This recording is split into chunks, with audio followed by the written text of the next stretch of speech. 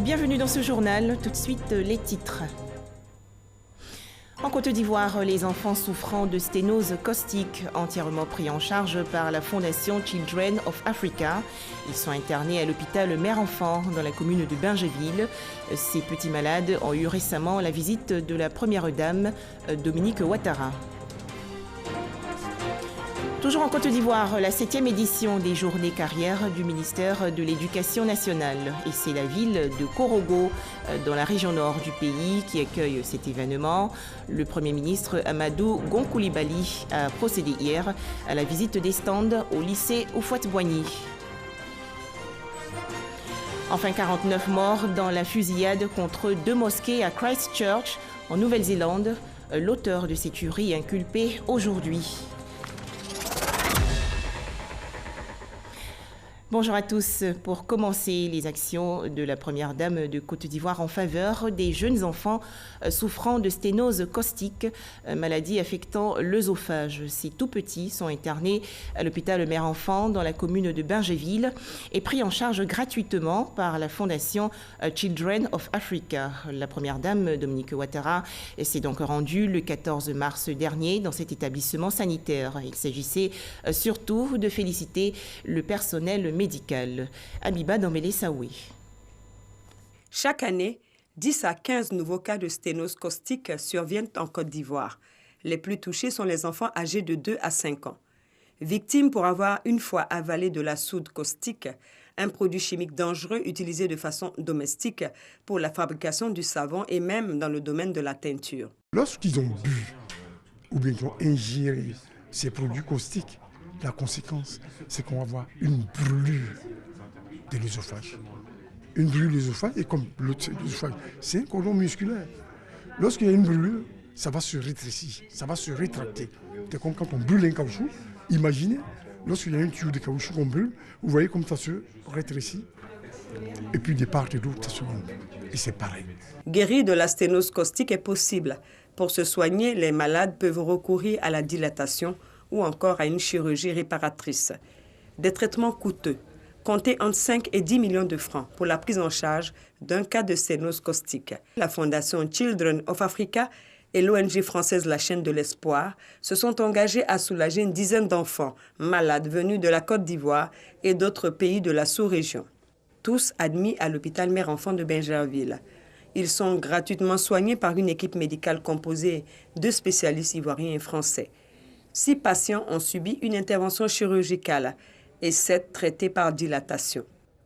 Et donc, nous avons pu sélectionner un certain nombre d'enfants, 13, 6 ont été opérés. On a changé complètement l'œsophage, c'est-à-dire on ouvre l'abdomen, on ouvre le cou, on retire l'œsophage et on le remplace par le gros intestin. Alors c'est une opération très complexe.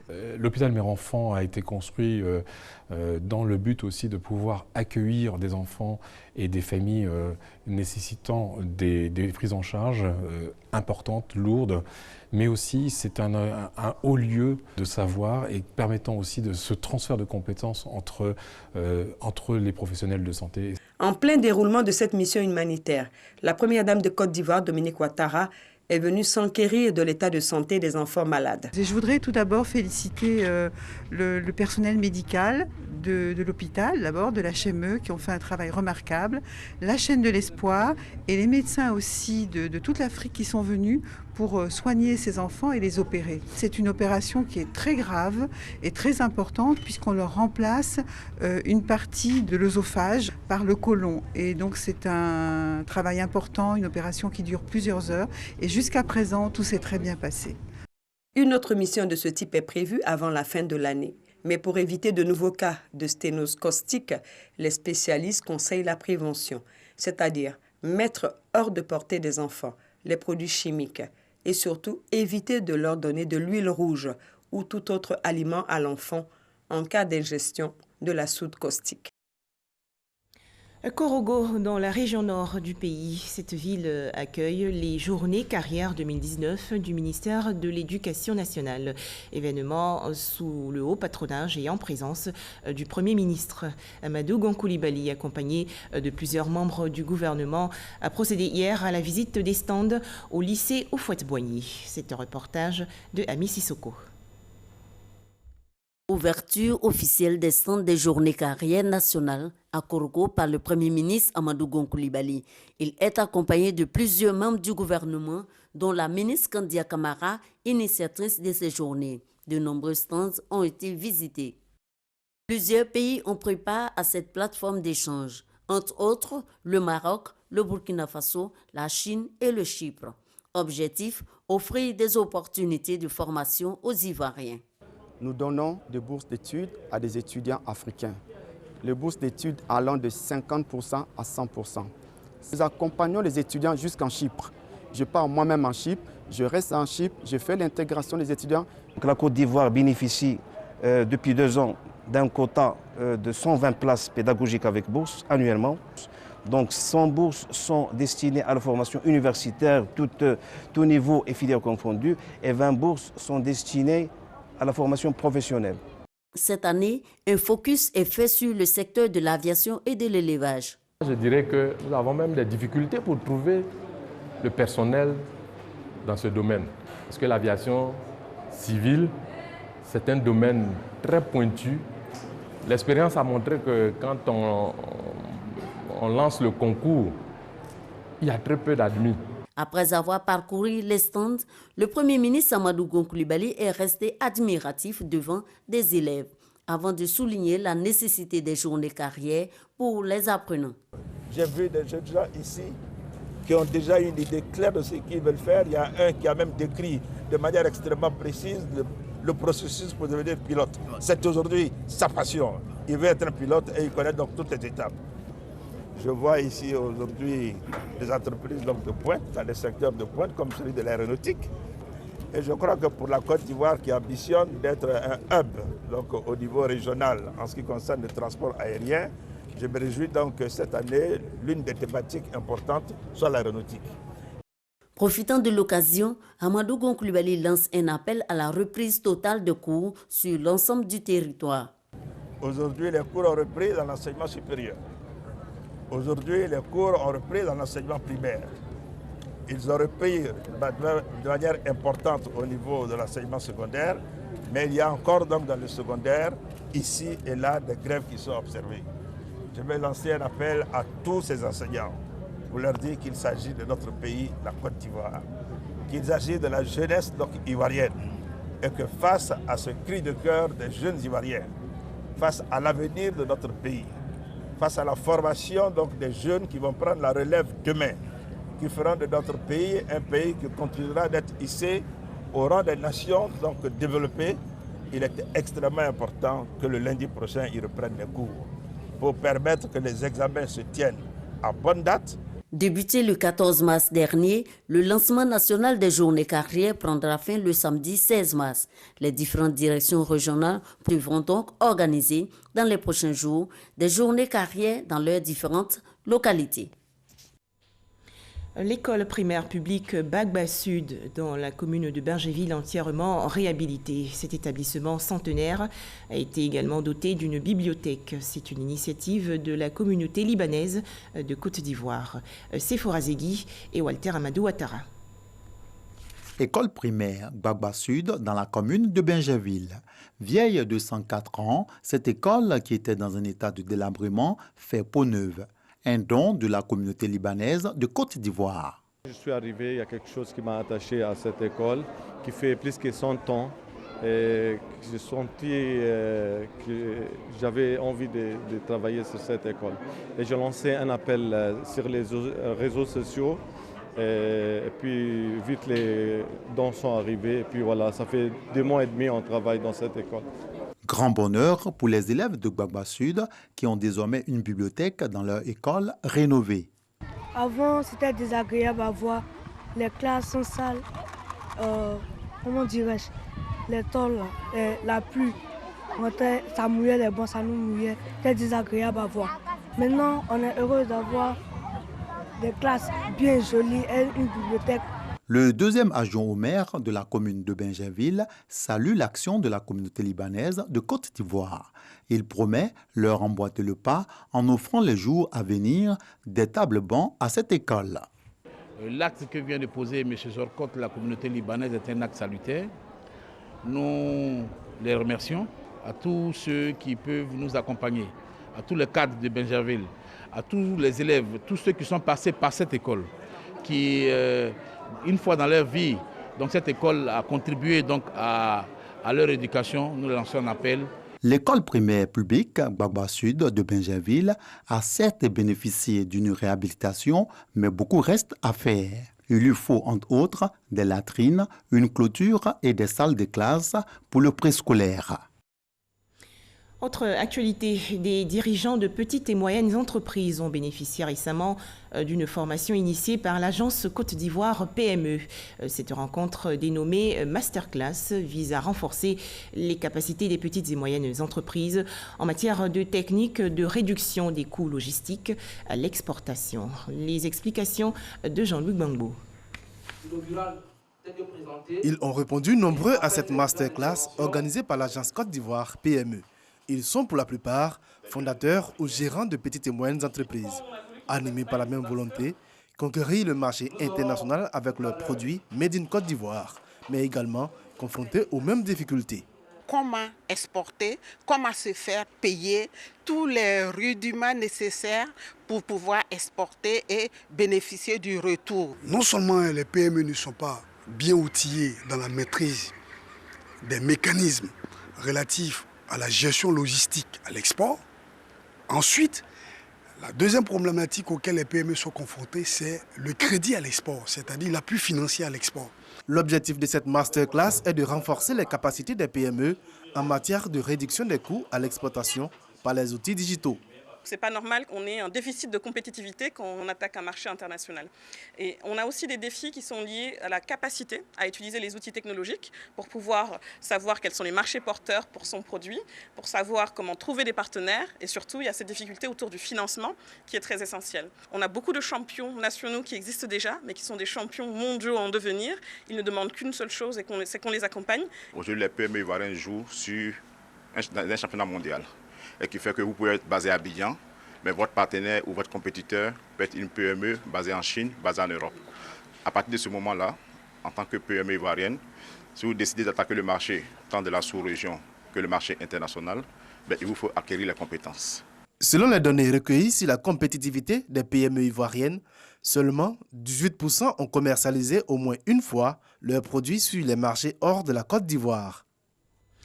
Comment faire la promotion de la Côte d'Ivoire à l'extérieur et attirer les investisseurs? Question au centre de la rencontre entre le ministre des Affaires étrangères, Marcel Amontano, et les élèves diplomates de l'École nationale d'administration, Moussa Konaté. Marcel Amontano dans un amphithéâtre de l'École nationale d'administration. Pas pour un cours magistral, mais pour un exposé sur la contribution de la diplomatie à l'émergence de la Côte d'Ivoire. Pour lui, l'émergence du pays ne sera pas que sociale et économique, elle sera également diplomatique grâce aux actions engagées par le chef de l'État pour repositionner le pays sur le plan international. La diplomatie, c'est la politique extérieure du pays. C'est vous qui, à l'extérieur, faites la promotion de votre pays.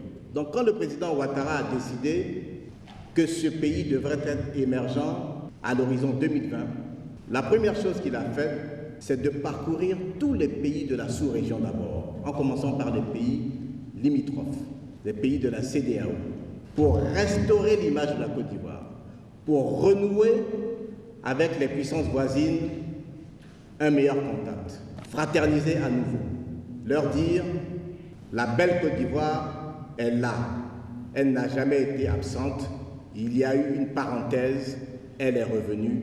Soyons ensemble pour développer notre continent.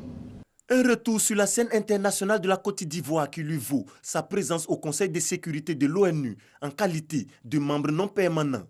La présidence du Conseil de sécurité de l'ONU assurée par la Côte d'Ivoire en décembre dernier atteste de la bonne santé de la diplomatie ivoirienne. 190 pays sur 193 ont voté pour la Côte d'Ivoire. Ce qui est exceptionnel, on est l'un des meilleurs pays africains à être élu au Conseil de sécurité. 50 nouveaux ambassadeurs nommés ces dernières années. 60 milliards de francs CFA investis par an pour la diplomatie ivoirienne. Toutes ces informations données à ces futurs cadres de l'administration réunis au sein de l'amicale des élèves diplomates de l'ENA. Ces diplomates en formation, invités par le ministre Marcel Amontano à être des modèles afin de jouer leur partition dans le rayonnement de la Côte d'Ivoire. La Côte d'Ivoire à l'école de la Turquie en matière de santé publique. Des techniciens du ministère ivoirien de la santé et de l'hygiène publique sont à Istanbul, une grande ville turque.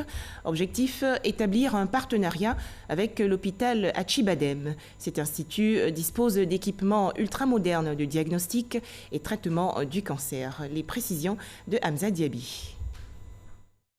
La transplantation d'organes, bientôt une réalité en Côte d'Ivoire. C'est en tout cas un vœu cher au ministre de la Santé et de l'Hygiène publique qui a dépêché une équipe de techniciens en Turquie pour s'enquérir de l'expertise du groupe hospitalier Acıbadem, une partie de la deuxième plus grande chaîne de soins de santé au monde. We have been doing liver and kidney transplantations since... En matière de la transplantation rénale et hépatique, nous les effectuons depuis 30 ans, donc nous avons l'expérience là-dessus. Qui c'est au-delà des 85% des greffes donc, qui ont été faites, donc que ce soit des greffes rénales ou hépatiques, ça provient donc des donneurs vivants. Ce qui situe vraiment la Turquie, globalement parlant, premier en matière de la greffe hépatique et puis deuxième en matière de la greffe rénale. Donc avec toutes ces expériences, nous sommes très prêts de partager notre expérience avec la République de Côte d'Ivoire. Après l'exposé d'une dizaine de spécialistes dans divers domaines et la visite en plusieurs jours de quelques hôpitaux parmi la quarantaine que compte le groupe à travers toute la Turquie, la délégation ivoirienne est frappée par les locaux, les équipements et l'expertise du groupe hospitalier. Établir une convention ou un partenariat avec Acıbadem dans le cadre de la formation des acteurs de la lutte contre le cancer du centre de radiothérapie, aussi bien en radiothérapie mais qu'en oncologie médicale aussi, serait profitable pour notre pays. C'est vrai qu'aujourd'hui, avec l'avènement de la radiothérapie, beaucoup de patients pour lesquels il y avait nécessité d'une évacuation pour la radiothérapie dans un passé récent n'ont plus besoin d'être évacués parce que peuvent être traités en Côte d'Ivoire. Mais dans le cas de l'extension des plateaux techniques, oui, là encore, un partenariat peut être envisagé avec Acıbadem en raison de leur expérience. Nous avons découvert qu'ils avaient de grandes réalisations en termes d'hôpitaux. Des hôpitaux, on va dire, futuristes. Depuis l'accueil jusqu'à la prestation des soins, la dispensation du médicament, nous avons découvert de grandes innovations. Et nous avons découvert également qu'ils étaient très aguerris dans le domaine de la technologie, puisqu'ils utilisent du matériel, des appareils qui sont de dernière génération. Nous avons beaucoup à gagner dans cette collaboration. En attendant l'arrivée en avril prochain du ministre à Kaawele à Istanbul pour la signature de la convention de partenariat, ces émissaires se sont attelés ce vendredi à identifier les secteurs qui pourraient être concernés dans le cadre de la collaboration. Acıbadem est aussi spécialisé entre autres en radiation oncologie, en neurochirurgie, en urologie et en hématologie et greffe de moelle osseuse. Retour en Côte d'Ivoire, les lauréats du 2e et du 3e prix national de l'excellence 2018 du meilleur fonctionnaire et agent de l'administration ivoirienne récompensés. Ils ont reçu un trophée et une enveloppe des mains du ministre de la fonction publique, le général Issa Coulibaly. Les temps forts de cette cérémonie avec Salimata Dia. Ils sont lauréats du 2e et 3e prix national de l'excellence du meilleur fonctionnaire et agent de l'administration publique de Côte d'Ivoire, édition 2018. Ambroise Nguessan Conan, moniteur des productions végétales, option eau et forêt, et Dadjossan Adjossan, précédemment directeur de l'hydraulique, fonctionnaire, cumule à eux seuls plus de 60 ans de service.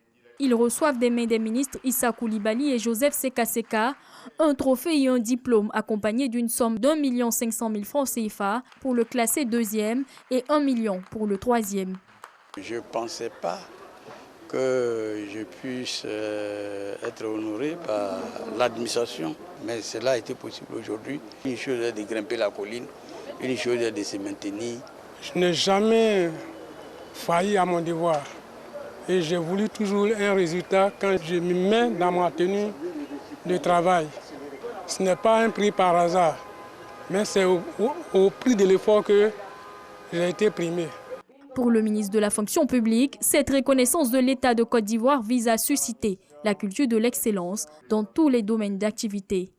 C'est tout simplement inviter chaque Ivoirien et chaque Ivoirienne, chaque travailleur, qu'il soit du secteur public ou du secteur privé, à travailler tous les jours que Dieu fait, à accomplir sa tâche avec abnégation, avec constance, avec détermination, pour toujours s'inscrire dans la dynamique de la recherche de l'excellence. À l'occasion de la journée de l'excellence, le 6 août 2018, le premier prix du meilleur fonctionnaire et agent de l'administration publique de Côte d'Ivoire, édition 2018, a été décerné à Randria Naïvo Arim Boarangui et Pouzala. San Pedro, dans la région sud-ouest du pays. Le ministre ivoirien de la Ville a effectué récemment une visite dans cette zone. Il s'agissait pour Albert François Amichia d'apprécier les réalités du terrain et autres problèmes qui entravent le développement urbain de cette cité. Le point avec Sam Conan. Voici, vu de là-haut, ce à quoi le président Félix Houphouët-Boigny voudrait que la ville de San Pedro qu'il a créée ressemble. Ici, les premières maisons construites en bordure des mers à sa création. Près de 50 années plus tard, la ville s'est développée dans l'anarchie. Plusieurs quartiers précaires se sont créés. San Pedro a été créé par la volonté du premier président de la République de Côte d'Ivoire, Feu Félix Houphouët-Boigny. C'est une ville qu'il a voulu, qu'il a dessinée et qu'il a conçue. Au cours des années, le schéma directeur n'a pas été totalement respecté. Le président de la République, Alassane Ouattara, veut redonner à cette ville portuaire son lustre d'antan, d'où la visite de travail de son ministre de la Ville. Le ministère de la Ville créé par le président Alassane Ouattara a organisé cette visite d'imprégnation afin de mieux apprécier la réalité du terrain pour pouvoir, avec les autorités locales, ce qui peut être fait à court, moyen et long terme. Au terme de cette visite, on peut dire que le constat est peut-être amer, mais les perspectives demeurent. Nos techniciens, dans quelques instants, pourront produire un document qui sera présenté au gouvernement ivoirien afin d'arrêter les décisions. Les élus de San Pedro louent cette volonté du président de la République de faire de San Pedro une ville moderne. Nous nous réjouissons aujourd'hui donc de ce que, après la mise en place du ministère de la Ville par le chef de l'État, que nous remercions pour les grands efforts qui ont été déjà faits pour San Pedro. Nous pensons que nous réussirons à donner notre visage à San Pedro. Accueillir la Cannes, avoir un aéroport international, avoir une voie express, pour ne pas citer tous les projets structurants, il nous faut à terme une véritable ville moderne et chatoyante. Bientôt, le San Pedro tel que voulu par le premier président de la Côte d'Ivoire, Félix Houphouët-Boigny. La Côte d'Ivoire se prépare activement pour le forum politique de haut niveau des Nations Unies. Cet événement va se tenir en juillet prochain à New York aux États-Unis. Le ministre de l'Environnement et du Développement durable, Joseph Sekaseka, a procédé récemment à l'ouverture des travaux de préparation du premier rapport national volontaire. C'est le RNV. Les explications de Walter Amadou Ouattara. Le Forum politique de haut niveau des Nations Unies relatif aux objectifs de développement durable, ODD, se tiendra au mois de juillet 2019 autour du thème « Autonomiser les personnes et assurer l'inclusivité et l'équité ». Avant cette date, le ministère de l'Environnement et du Développement durable prépare la première revue nationale volontaire du pays. Des séances de sensibilisation de toutes les couches de la société ivoirienne ont été organisées en vue de l'appropriation collective des ODD. Les 5 objectifs faisant l'objet d'un examen approfondi seront les objectifs du développement 4, basés sur l'éducation, l'ODD 8 sur le travail, l'ODD 10 sur la réduction des inégalités, ODD 13, changement climatique, ODD 16 sur la paix et la justice, ainsi que l'ODD 17 sur le partenariat. À la cérémonie de lancement des travaux tenue au plateau, Joseph Seka, ministre de l'Environnement et du Développement durable, a rappelé l'engagement pris par la Côte d'Ivoire, celui de présenter de façon régulière un rapport sur le suivi de la mise en œuvre des ODD 2030. Notre principal défi commun est de traduire les engagements pris, les politiques et les stratégies adoptées en actions concrètes qui contribueront à l'amélioration des conditions de vie de chaque citoyen vivant en Côte d'Ivoire et à faire de notre pays un pays émergent conformément à la vision de son Excellence Monsieur le Président de la République. 90 acteurs, des membres du ministère du Plan et du ministère de l'Environnement et du Développement durable, ainsi que de la société civile, appuyés par la représentation de l'ONU Environnement, travaillent pour réussir la mise en œuvre des ODD en Côte d'Ivoire. Intéressons-nous à présent à la lutte contre la pollution visuelle dans le district d'Abidjan. Le Conseil supérieur de la publicité procède depuis le 8 mars dernier au démantèlement des panneaux d'affichage illicites. Issa Yeo. Une opération d'assainissement au niveau du district d'Abidjan est en cours en ce moment dans le secteur de l'affichage publicitaire. Les afficheurs approuvent l'opération, mais ils souhaitent qu'elle se fasse dans un cadre légal et réglementaire. Ces opérateurs du secteur réunis au sein de la Chambre des afficheurs de Côte d'Ivoire, CAFSI, l'ont signifié au cours d'une rencontre d'information et de formation à Marcory. Le CSP a écouté quelques-unes de nos propositions qui étaient de démanteler des panneaux inconnus. Évidemment, là où le point d'achoppement, on le dit de façon claire et nette, c'est le stickage des panneaux qui sont en contrat avec quelques annonceurs sans mise en demeure formelle de ces entreprises connues. Dieu merci, on est dans la bonne voie pour rétablir les choses, mais il y a un préjudice qui est assez important, mais par le dialogue, je pense qu'on va peut-être essayer de trouver la solution. Cette pollution visuelle est inadmissible pour tout le monde, elle est préjudiciable à tout le monde. Et contrairement à ce qu'on peut penser, les professionnels sont les premières victimes même de cette pollution visuelle, puisque c'est une concurrence complètement déloyale même dans la profession. Donc je pense que l'assainissement est à saluer. L'importance de la publicité dans le développement des communes n'est plus à ignorer, mais pour cela il faut qu'on ait un minimum de collaboration qui permettent des opérations qui rassurent non seulement les annonceurs, mais aussi nous autres communes qui recevons ces annonceurs et qui comptons sur leur contribution pour nos budgets. Et je me réjouis qu'au sorti de cette rencontre, nous avons pu arrêter beaucoup de points qui vont booster le secteur. Au cours de cette rencontre, les afficheurs ont fait des propositions au comité interministériel en vue d'un meilleur assainissement des 13 communes du district d'Abidjan. Au nombre de ces propositions figure en bonne place le démantèlement systématique des panneaux replacés dans les communes réorganisées, dans l'affichage. Un tout autre sujet à présent, la commune de Cocody, bientôt plus belle et plus agréable à vivre. Le maire, Jean-Marc Yassé, a en effet annoncé une opération de salubrité dénommée Cocody Propre. Cette action va démarrer le 18 mars prochain. Les précisions de Walter Amadou Ouattara.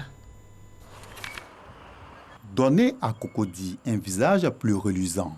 C'est l'objectif de l'opération Cocody Propre. Une promesse de campagne de l'actuel maire Jean-Marc Yassé qui ambitionne de faire de sa commune une cité verte.